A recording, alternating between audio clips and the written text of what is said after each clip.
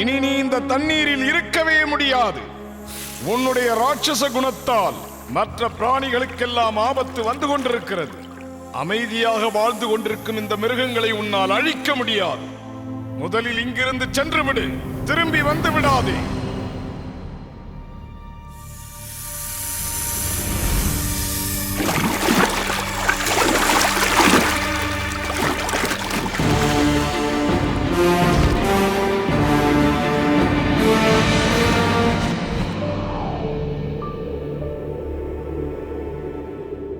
சுமார் 5000 வருடங்களுக்கு முன்பாக ஒரு அழகான சிறுவன் இந்த பிருந்தாவனத்தை தனது வீடாக மாற்றிக்கொள்ள வந்தான். அவனுடைய அந்த சிறிய வயதை அவன் இங்குதான் கழித்தான். பிருந்தாவனத்தில் வாழ்ந்து கொண்டிருந்த மக்களின் மனதில் நீங்காத இடத்தை பிடித்தான். பிருந்தாவனத்தின் மக்களோடு மக்களாக வாழ்ந்து வந்த அவன் இந்த பிரம்மாண்ட காட்டுப் பகுதியில் பூ போன்ற அவன் பாதத்தின் தடத்தை பதித்து சென்றான். அழகான காடு, அமைதியான மக்கள், அற்புதமான ஊர்.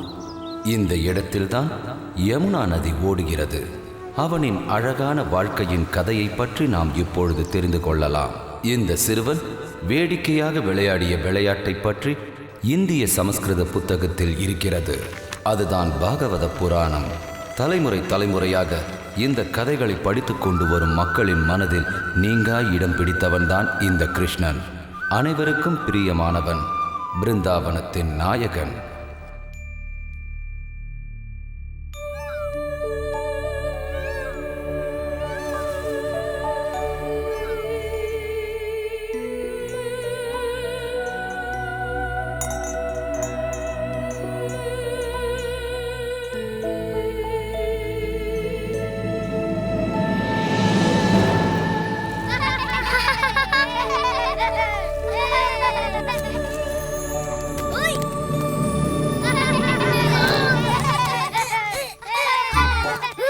தப்பிச்சம்பா.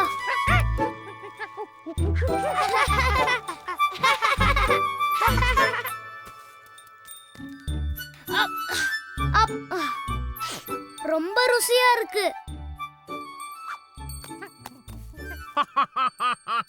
இங்க இருக்கிற பழங்கள்லயே நல்ல பழுத்த பழமா பார்த்து எடுத்துக்கிட்டு நந்த மகாராஜாக்கு போய் கொடுக்க போறேன். அது கூட நல்ல யோசனை தான் சுபாலா.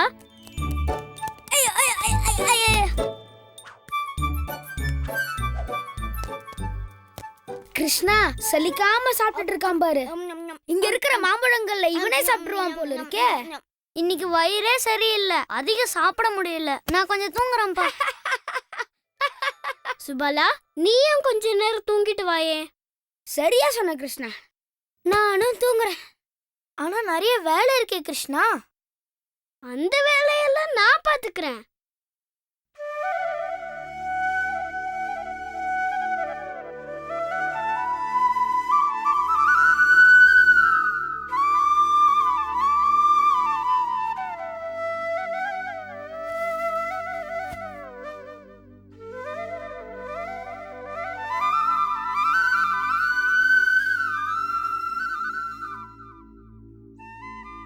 கேட்டீங்களா? கிருஷ்ணா எவ்வளோ அருமையா புல்லாங்குழல் வாசிக்கிறான். இத தூரத்துல இருந்து கேக்குறதை விட வாங்க கிட்ட போய் பார்க்கலாம். வா லலிதா, வா விஷாக்கா.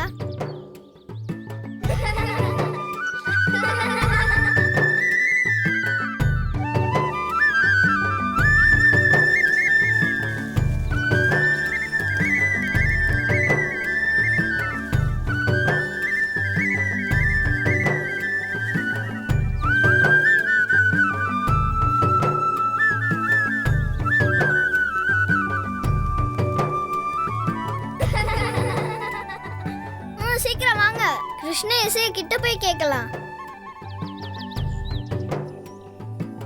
ராதா, கிருஷ்ணா அங்க என்ன பண்றான்னு அவங்க அம்மா யசோதா கிட்ட போய் சொல்லலாம். வா வாங்க.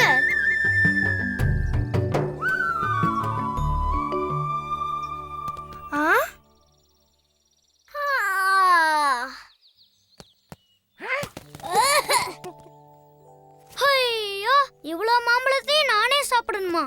இவ்ளோ மாம்பழத்தை பறிச்சு போட்டு வச்சிருக்காங்களே. அப்படின்னா எல்லாருக்குமே கொண்டு போய் கொடுக்கலாம். ஆமா, இவ்ளோ பழத்தை யார் பறிச்சிருப்பா?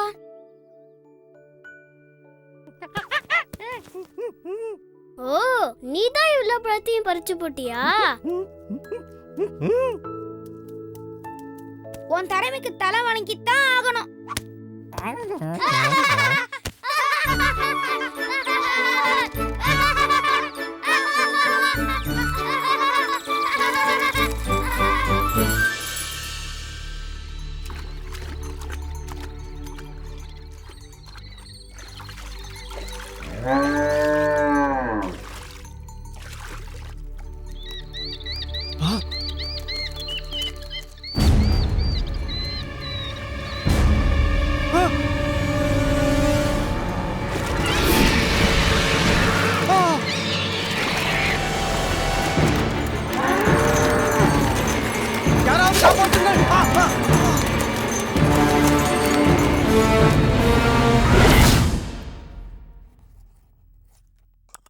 இந்த வார இறுதியில் மழை பொழிய ஆரம்பித்துவிடும்.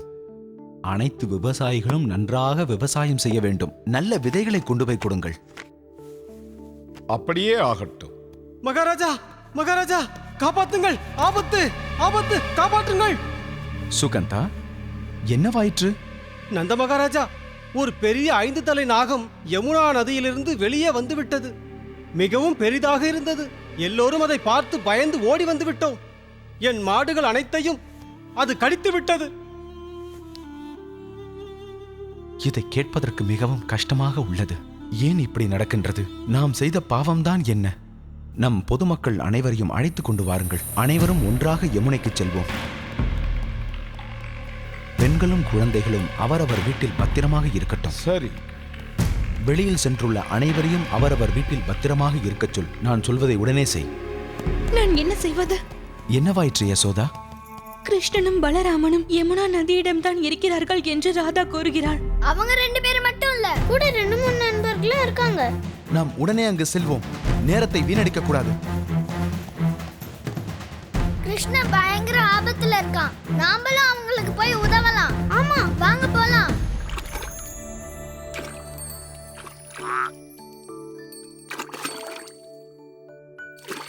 ஓ இங்கதான் இருக்கியா? வா அம்சி போலாம். கிருஷ்ணனும் மத்தவங்களும் அங்க காத்துட்டு இருக்காங்க. ஏ அம்சி நில்லு நில்லு ஓடாத. அம்சி நில்லு நில்லு, உனக்கு நீச்சல் கூட தெரியாது.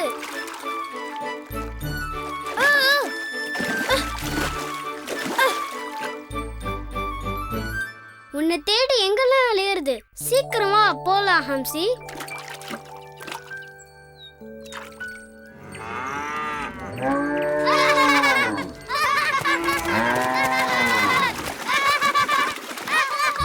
வாங்க எல்லாரும் போய் நீந்தலாம்.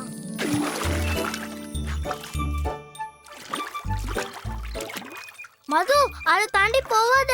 ஆமா, நீ ஏகப்பட்ட மாம்பழத்தை சாப்பிட்டிருக்க. பாறாங்கல் மாதிரி முழுகிட போற. நான் பாறை மாதிரி முழுக மாட்டேன், மிதப்பேன்.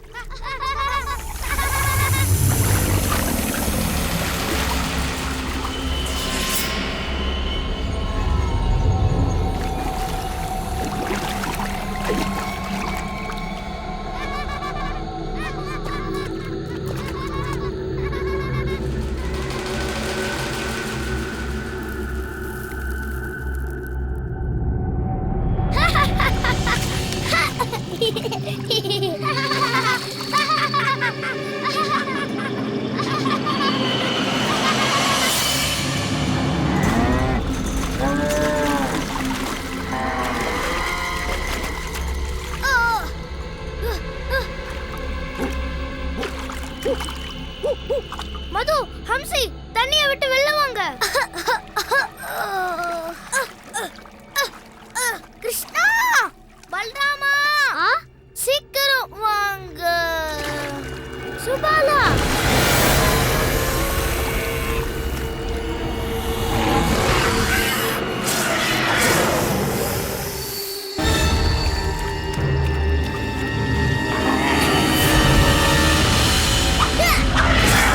உனக்கு துணிவு இருந்தா ஏன் கிட்ட போடு.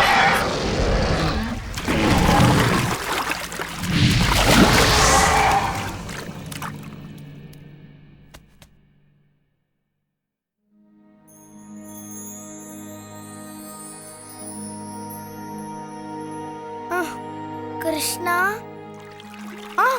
கிருஷ்ணா பின்னாடி பாரு.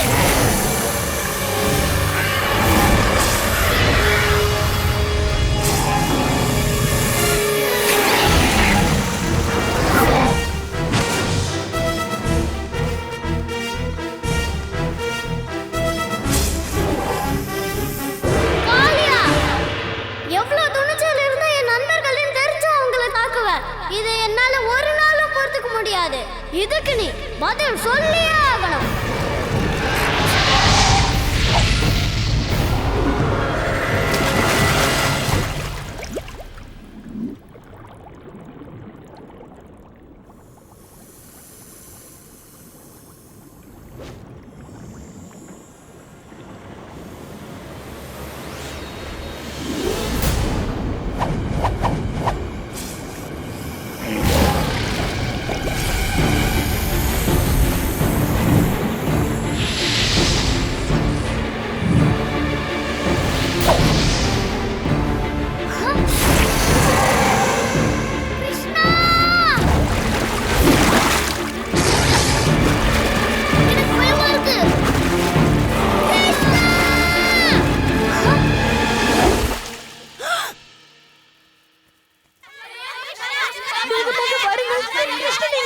உங்களுக்கு ஒன்றுமாகவில்லையே.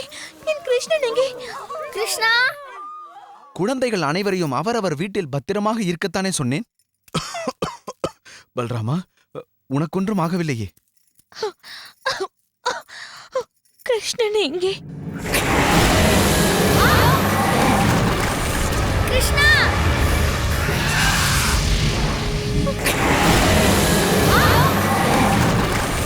கிருஷ்ணா,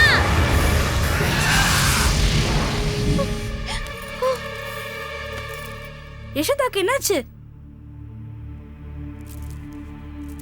நாம் எப்படியாவது அவனை காப்பாற்றியாக வேண்டும். அப்பா அங்க போகாதீங்க, அது ரொம்ப ஆபத்தானது. ஆனால் கிருஷ்ணா,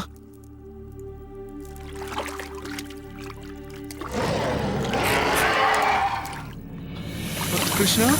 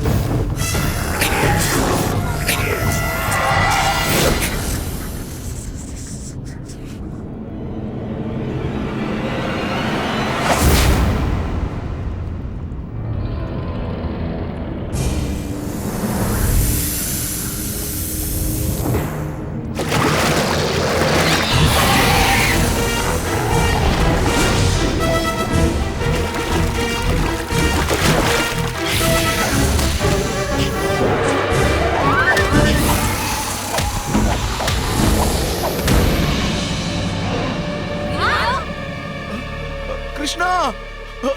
மகாராஜா, இல்லை, தாங்கள் செல்ல வேண்டாம். தயவு செய்து என்னை விடுங்கள். என்னால் இங்கிருந்து பார்த்து கொண்டு சும்மா இருக்க முடியாது.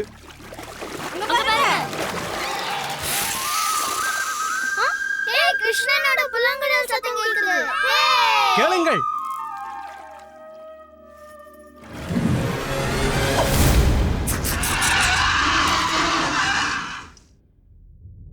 கிருஷ்ணா, कृष्णं वन्दे जगद्गुरुं वन्दे कृष्णम्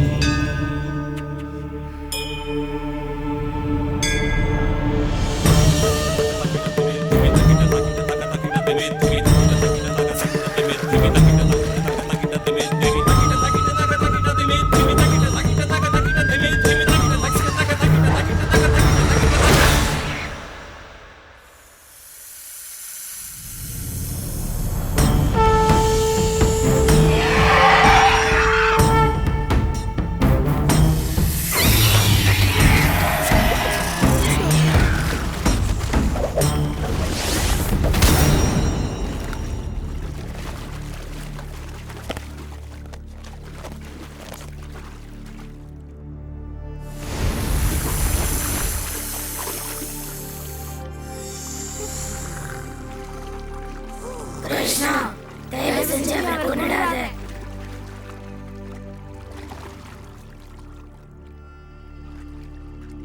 தயவு செஞ்சு எங்க கணவர் காளியா மீது கொஞ்சம் கருணை காட்டுங்கள். உன்னால அவரு தோக்கடிக்கப்பட்டு அவமானத்தோட நிக்கிறாரு. அவரு உடம்புல இருந்த எல்லா விஷத்தையும் நீ எடுத்துட்ட. இனிமே அவரால யாருக்கும் எந்த பயமும் இல்ல. இது உண்மையா காளியா? தயவு செய்து என்னை மன்னித்து விடுங்கள் கிருஷ்ணா. என் விஷம் தலைக்கேறியதால் இப்படி நடந்து கொண்டேன். ஆனால் இப்பொழுது என்னால் ஒரு விஷயத்தை தெளிவாக பார்க்க முடிகிறது. கண்மூடித்தனமாக நடந்து கொண்டதை இப்பொழுதுதான் நான் உணர்கிறேன். எனக்குள் இருந்த இந்த விஷம்தான் இதற்கு காரணம் என்பதை நான் உணர்கிறேன். அப்படின்னு சரி, நான் உன்னை மன்னிச்சு விடுறேன் காளியா.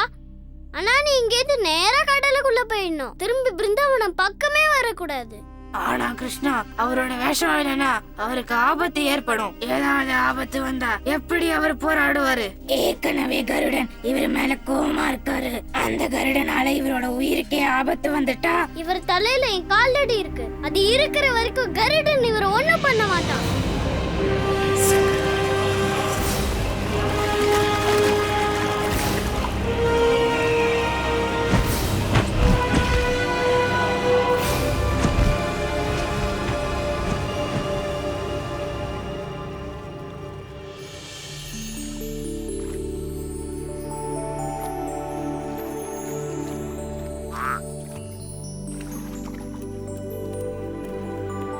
நம்ம கிருஷ்ணனால தண்டியில இருக்கிற விஷம்லாம் போயிடுச்சு. கிருஷ்ண இல்லனா அதை கொண்டிருக்கவே முடியாது.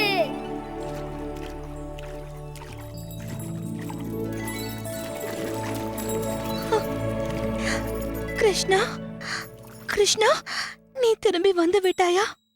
வந்துட்டேம்மா. கொஞ்ச நேரம் நீந்திட்டு வந்தேன். நீ மிகவும் வித்தியாசமானவனாக இருக்கிறாய் கிருஷ்ணா. ஆனால் நான் உன்னை பற்றி தெரிந்து கொள்ள ஆசைப்படவே இல்லை. நீ என்னுடைய செல்ல மகன், என்னுடைய செல்ல கிருஷ்ணன். அதிலிருந்து கிருஷ்ணன் பிருந்தாவனத்திற்கே செல்ல பிள்ளையாக மாறிவிட்டான். இன்றும் அவன் கதையை படிக்கும் எல்லோருக்கும் நிச்சயம் அவனை பிடிக்கும்.